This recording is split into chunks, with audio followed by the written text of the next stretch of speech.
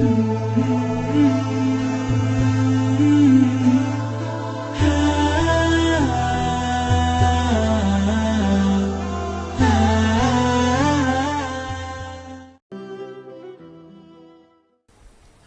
imra'atun sauda, ada seorang perempuan berkulit hitam, taknusul masjidah, perempuan berkulit hitam, hamba sahaya, budak miskin, susah melarat, menyapu masjid, membersihkan masjid. Famatat, suatu hari dia mati, meninggal dunia sampai ajalnya. Fa'abau ayyuqizun Nabi sallallahu alaihi wasallam. Sahabat merasa segan untuk memberitahukan berita kematian perempuan itu kepada Nabi Muhammad SAW.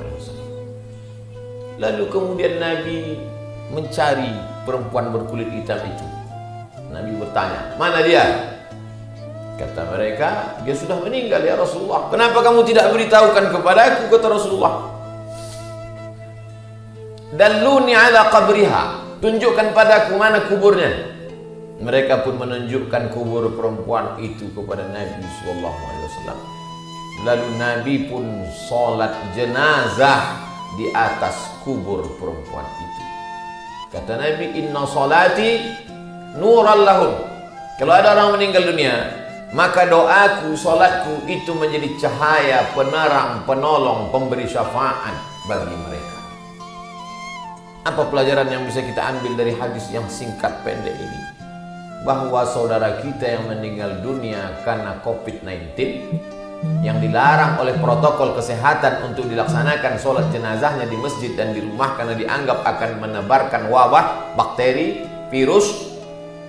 Bersedih hati keluarga, sahabat, kerabat, tetangga. Jangan, karena kita bisa melaksanakan sholat jenazahnya dari atas kubur. Hebatnya ajaran Islam. Belum terjadi virus COVID 14 abad yang lalu, tata caranya sudah diajarkan Nabi Muhammad SAW. Tapi ada hikmah lain dari hadis ini. Apa hikmahnya? Dilihat dari suku bangsa perempuan ini bukan Quraisy, karena Quraisy kulitnya tak hitam. Dilihat dari status sosial perempuan ini imra'atun sauda, level paling rendah adalah perempuan berkulit hitam. Pekerjaan dia pula bukan pekerjaan orang mulia, menyapu, membuang sampah. Tapi Nabi mencari dia di dunia karena amalnya mulia. Islam mengajarkan, berapa banyak orang yang kaya, hebat, Quraisy, tapi tak dicari Nabi. Malah dibenci, didoakan, Allah mal'an Bani Ra'il, Allah mal'an Usayyah, Allah mal'an Zakwan. Laknatlah Bani Ra'il, laknatlah Usayyah, laknatlah Zakwan. Kenapa? Mereka orang-orang hebat, bangsawan yang dihormati dan dimuliakan di dunia, tapi dilaknat berkat doa Nabi Muhammad sallallahu alaihi wasallam. Karena mereka memusuhi Islam.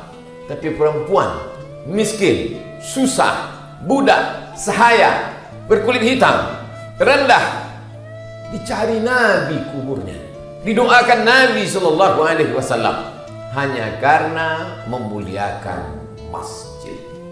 Oleh sebab itu jangan berkecil hati kita menjadi orang susah miskin. Jangan berkecil hati berkulit hitam, jelek, buruk.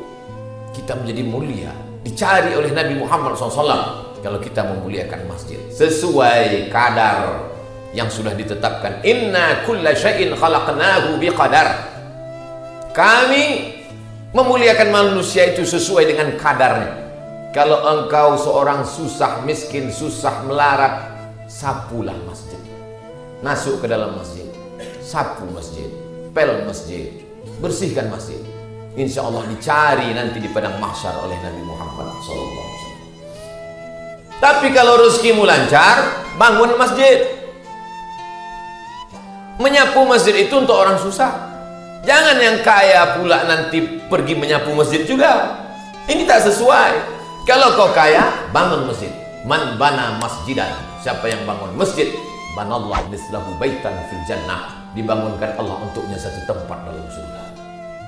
Kalau tak terlalu kaya, agak-agak kaya,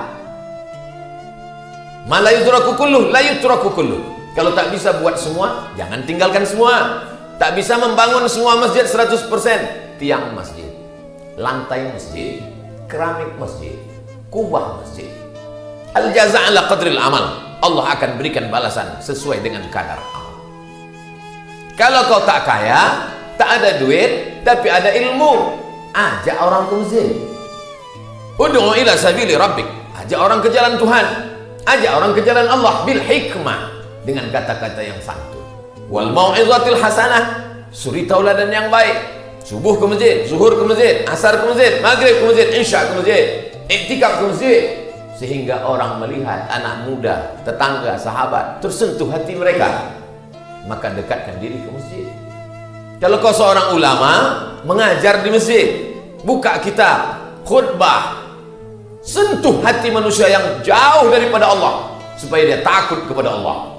Sepekan sekali khatib menyampaikan ke telinga jamaah, usikum wa nafsi bitaqwallah, takutlah kepada Allah, faqad fazal muttaqun.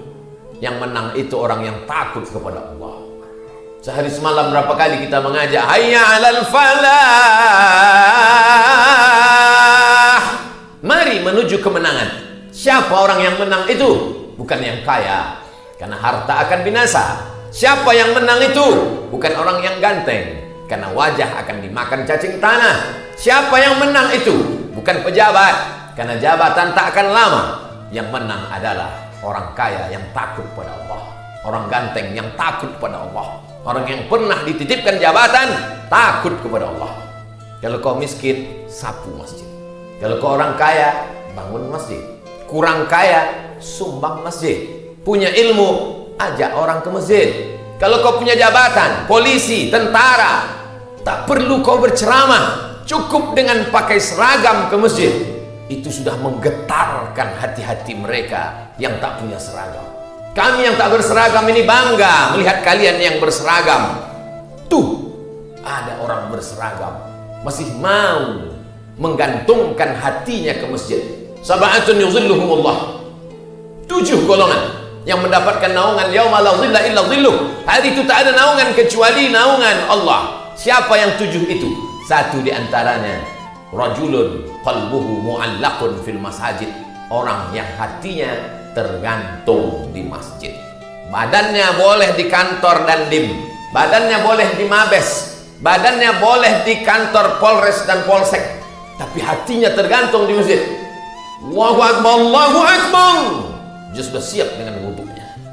Hayya 'alas shalah. Datang dia melangkah ke masjid. Dia tidak ceramah, dia tidak khutbah, tapi betapa bangga orang melihat dia berada di masjid. Sesuai dengan kemampuan yang dititipkan Allah kepada kita masing-masing. Kalau kau menjadi seorang penguasa, sultan, raja, presiden, gubernur, wali kota, bupati, camat, apa yang bisa kau lakukan dengan APBN, APBD itu? Pakailah. Siapa yang menggaji imam, guru mengaji, orang yang memandikan jenazah, penggali kubur? Pernah kita perhatikan mereka? Pernah kita tanya mereka? Orang yang kemalangan itu pun tak sempat bertanya apa sudah dikasih atau belum penggali kubur, karena dia pun ditimpa musibah besar. Dia lupa, jamaah lupa, penguasa lupa. Untung mereka tak lupa. Kalau mereka tak lupa, siapa yang menggali kubur itu? Oleh sebab itu, ketika kekuasaan dititipkan Allah di tanganmu, pakailah untuk menolong masjid dan yang berkaitan dengan masjid. Memang Nabi Muhammad SAW membangun Baitullah, rumah Allah, masjid, rumah untuk menyembah Allah. Tapi ada satu lagi namanya Baitul Mal. Bait rumah, mal harta, rumah harta. Di dalam rumah harta itu ada 7: zakat, wakaf, infak, sedekah, wasiat, hibah, ghanimah, harta rampasan perang, untuk menggaji guru agama, untuk menggaji penggali kubur, untuk menggaji guru mengaji, untuk menggaji sampai hari ini Masjidil Haram, Imam Syekh Abdul Rahman Sudais, Syekh Su'un Asyurain diambil bagian dari negara. Kita tinggal di negara Kesatuan Republik Indonesia, Pancasila, sila yang pertama, tempat bernaungnya agama ketuhanan yang Maha Esa. Pasal 29, ayat 1 dan ayat 2 menjamin kebebasan beragama. Kita bukan negara Islam, kita tidak kerajaan, kita bukan kesultanan, kita bukan monarki, kita bukan teokrasi, tapi kita demokrasi. Oleh sebab itu seorang muslim mesti peduli terhadap agamanya. Kalau di tanganmu cuma batang sapu, pakailah batang sapu. Tapi kalau di tanganmu ada pena dan tinta, kalau kau torehkan tinta itu di kertas, dia menjadi undang-undang. 5 tahun cuma kau duduk di sana, tapi undang-undang itu akan tetap kekal abadi sampai hari kiamat. Bahwa gaji pelaksana, petugas diambil dari APBN, APBD, diangkat menjadi honorer daerah, maka itu akan menjadi acuan payung hukum sampai hari kiamat. Orang berpikir bahwa amal jariah itu hanya sedekah wakaf. Bukan. Amal jariah adalah yang kau torehkan hari ini, yang kau tuliskan hari ini, tapi dia menjadi acuan untuk orang 1000 tahun akan datang. Begitu hebatnya kekuasaan, sampai-sampai Imam Ahmad bin Hanbal meninggal tahun 241 Hijrah. Kitabnya paling besar, Musnad Ahmad bin Hanbal, berkata, seandainya doamu makbul, doamu mustajab, didengar Allah, dikabulkan Allah, tapi doanya tak banyak, cuma 1 saja. Jangan kau berdoa mendapatkan istri solihah, jangan berdoa meminta anak soleh, karena doanya cuma 1. Tapi berdoalah, Allahumma rzuqna imaman adila, berikan kami pemimpin yang adil. Kenapa? Karena kalau dapat pemimpin yang adil, satu negeri akan mendapatkan keadilannya. Penggali kubur dapat hidup tenang, mencium hajar aswad, karena program-program keagamaan, bukan dengan korupsinya, bukan dengan hartanya, tapi dengan meletakkan harta itu milik umat, milik Allah, yang dititipkan pada suatu masyarakat, dipakai untuk menolong agama Allah. Intan surullah, kalau kau tolong agama Allah, yang surkum, Allah akan menolong kamu. Wa yusabbit aqdamakum, dia akan mengokohkan kaki kamu pada saat tak ada satu kaki yang sanggup berhadapan dengan Allah subhanahu wa ta'ala. Yaumal taffatis saqu bis-saq, hari itu betis berjumpa dengan betis. Hari ini kita duduk lutut berjumpa dengan lutut, karena kita duduk di padang mahsyar. Kita tidak duduk, kita bukan tamu yang terhormat, kita adalah hamba-hamba yang hina, membawa segala macam dosa dari ujung rambut sampai ke pelupuk mata. Tapi ada orang yang dinaungi Allah. Sab'atun yudhilluhumullah, 7 golongan yang mendapatkan naungan Allah. Panas terik padang mahsyar menyengat, tapi dia mendapatkan naungan Allah. Yauma la dhilla illa dhilluh, hari itu tak ada naungan kecuali naungan Allah. Yang pertama bukan ulama, yang pertama bukan buya, yang pertama bukan tuan guru. 7 yang dapat naungan. Yang pertama adalah al-imamul adil, pemimpin yang adil. Kekuasaan itu manis, kekuasaan itu hijau. Berlomba-lomba manusia mendapatkannya dengan cara yang batil, dengan cara riswah sogok, dengan cara menjegal kawan seiring, menggunting dalam lipatan, menikam dari belakang, musuh dalam selimut. Tapi setelah dapat, untuk buat apa? Apakah hanya untuk menutupi kejahatan, menutupi perbuatan dosa? Bukan. Islam mengajarkan, pakailah dia untuk menolong orang lemah. Apa kata Sayyidina Abu Bakar Siddiq?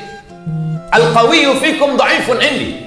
Pertama kali dia dilantik menjadi khalifah, pemimpin umat Islam setelah Nabi Muhammad SAW meninggal. Ditulis pidatonya ini dengan tinta emas dalam buku yang ditulis Syekh Muhammad Hudhari Bek, Itmamul Wafa fi Sirati Sayyidil Khulafa. Al-qawiyyu fikum dha'ifun indi. Kalau ada di antara kalian ini yang kuat-kuat, lemah di mataku, karena aku lebih kuat. Aku ambil hak orang miskin yang ada pada dirinya. Wadha'ifu fikum qawiyyun indi. Kalau ada di antara kalian ini yang lemah, rakyat jelata, tak punya apa-apa, dia aku jadikan kuat, akan aku ambil haknya yang ada di tangan orang kaya dan penguasa. Itulah guna kekuasaan. Umar bin Khattab, Utsman bin Affan, Sayyidina Ali bin Abi Thalib, dilengkapi dengan Sayyidina Al-Hasan 6 bulan lamanya. Maka genaplah kekuasaan itu, kata Nabi, 40 tahun. Jadi jangan kita bayangkan selepas Nabi Muhammad SAW meninggal dunia, setelah Nabi meninggal lalu mereka hanya duduk di masjid. Lalu kemudian mereka hanya sholat sunat, berzikir, menunggu malaikat maut datang. Tidak demikian jamaah Jumat yang dimuliakan Allah. Mereka berkumpul di satu tempat namanya Saqifah Bani Sa'idah. Orang Ansar di Madinah mengangkat Sa'ad bin Ubadah. Orang Makkah mengangkat Umar bin Khattab. Orang Makkah mengatakan Umar bin Khattab yang akan memimpin. Orang Madinah mengatakan Sa'ad bin Ubadah. Datang Abu Bakar Siddiq membacakan hadis, Al-a'immatu min Quraisy. Imam diangkat dari golongan Quraisy. Tereliminasilah orang Madinah, karena orang Madinah bukan Quraisy. Lalu apakah orang Madinah dikesampingkan? Tidak, karena ada hadis minnal amir wa minkumul wazir. Orang dari Makkah menjadi pemimpin, orang Madinah menjadi penolongnya. Wa ta'awanu 'alal birri wat taqwa, saling tolong menolong dalam kebenaran. Wala ta'awanu 'alal ismi wal udwan. Ketika kita mati, apa yang akan kita bawa? Sesuai dengan amal masing-masing. Pandang diri, ukur bayang-bayang apa yang sedang kita pegang. Kalau sapu yang kau pegang, sapulah masjid. Tapi kalau ada tanda tangan yang masih berlaku, pakailah untuk menolong masjid. Barakallahu li wa lakum fil Qur'anil 'azim. Wa nafa'ani wa iyyakum bima fihi minal ayati wa dzikril hakim. Wa taqabbala minni wa minkum tilawatahu. Innahu huwal ghafurur rahim.